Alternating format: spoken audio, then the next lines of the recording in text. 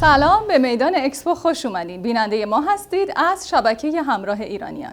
در این برنامه قصد داریم که به بهانه برگزاری ششمین دوره از نمایشگاه بین‌المللی بیمارستانسازی، تجهیزات و تأسیسات بیمارستانی به معرفی این نمایشگاه بپردازیم. با ما همراه باشید.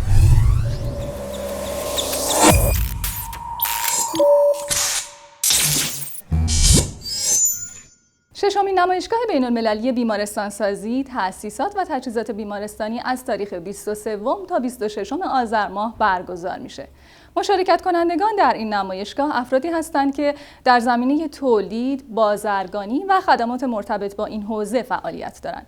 این نمایشگاه بخش‌های مختلفی رو در بر میگیره، از جمله تجهیزات بیمارستانسازی، امکانات اورژانس، جدیدترین تکنولوژی‌های بیمارستانی و سایر بخش‌های مرتبط با این حوزه. همراه ما باشید، بخشی رو براتون در نظر گرفتیم از دوره‌های قبل این نمایشگاه.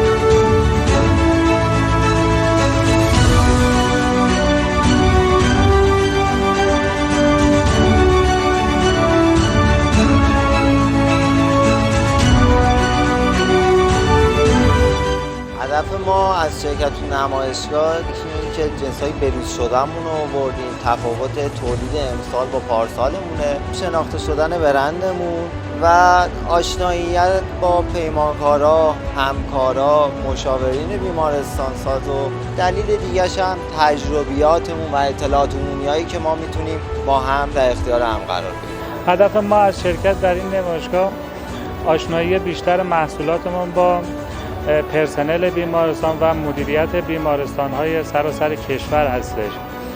این نمایشگاه برای سومین بار هستش که برگزار میشه که این سومین بارش هم ما شرکت کردیم و کلیه محصولاتمون رو ارائه دادیم.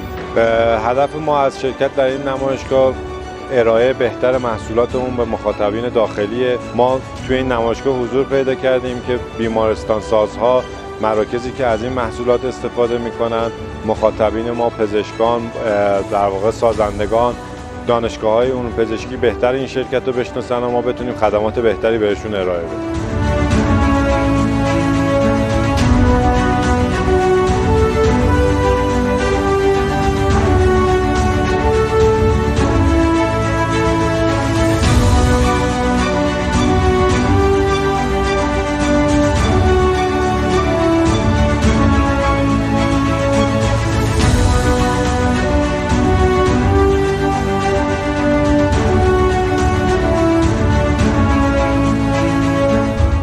هدف ما از شرکت در نمایشگاه اینی که ما بتونیم محصولات خودمون رو به کسایی که کار بیمارستانی انجام میدن نشون بدیم و محصولاتمون نسبت به محصولات خارجی یا مقایسه بکنیم، ببینیم که محصولات ما در چه رتبه‌ای از کالاهای ساخته شده تولید داخل هست. و همینطور در مورد نمایشگاه باید این موضوع رو مطرح بکنیم که به هر حال فرصتی است، غنیمت، به خاطر این که محصولات جدید ارائه بشه.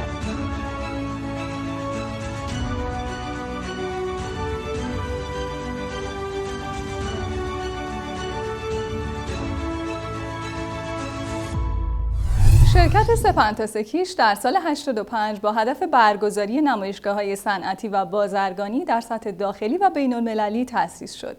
این شرکت عضو انجمن صنفی برگزار کنندگان نمایشگاه‌های بین‌المللی ایران هست و تاکنون نمایشگاه‌های موفقی رو در سابقه کاری خودش داشته.